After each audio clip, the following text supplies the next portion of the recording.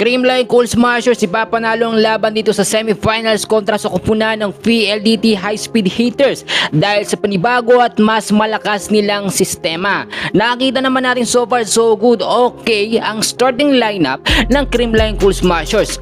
More on magpo-focus ngayon ng CCS sa ofensa at sa depensa nila at hindi na po mauulit yung nangyaring laban po ng CCS kontra sa Signal na umabot pa po ng set 5. Nakita naman natin saan ba nangingibabaw at consistent ang play ng Creamline. Pag mga early set tulad na lamang sa set 1, set 2, kapag ka nakakalamang po ang Creamline dyan, medyo nagiging kampante na sila sa mga sumunod na set. Doon na po yung sinasamantala ng kalaban at nakita po yan ng PLDT High Speed Hitters. Ayon na rin po sa ilang mga updates at nilinaw ni Coach Sharon Meneses na mas malakas po ang kanilang sistema at starting lineup ngayon. More on nakapokus na po sa opensa at depensa. Ang pinakakulang kasi dito sa Creamline mga kaibigan ko, mga idol, ay yung pagpapalakas po ng depensa. Madalas kasi ay nalulusutan sila ng bola ng mga spikers ng kalaban tulad na nangyari sa CCS at sa Signal.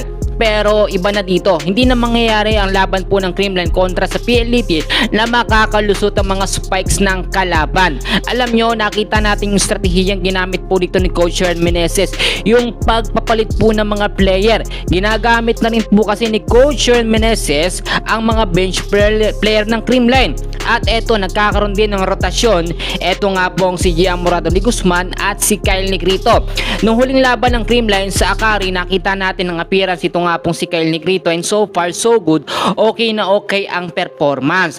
May ilang mga nagsabi, naku, mas maganda pa daw ang performance nito si Kyle Negrito kung ikukumpara daw kay Gian Morado. Well, wag natin ipagkumpara dahil magkakampi sila at magkaiba ang laruan po ng dalawa.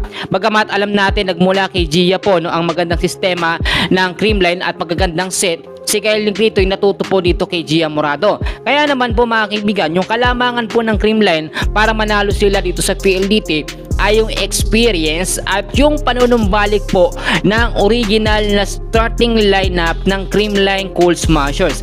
Available po sa starting lineup Gian Morado, etong si Gemma Galanza, Alyssa Valdez. So far nakita naman natin ibang-iba na ang kanyang performance ngayon.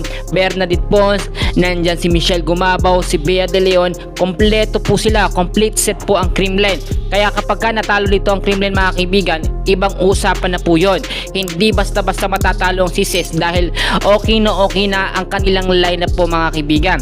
Para naman po sa PLDT High Speed Hitters, nilinaw nila na meron din silang sistema na tatalo po at pangontra dito sa Creamline Cool Smashers. So aabangan natin yan ngayong laban po nila. Maraming salamat po.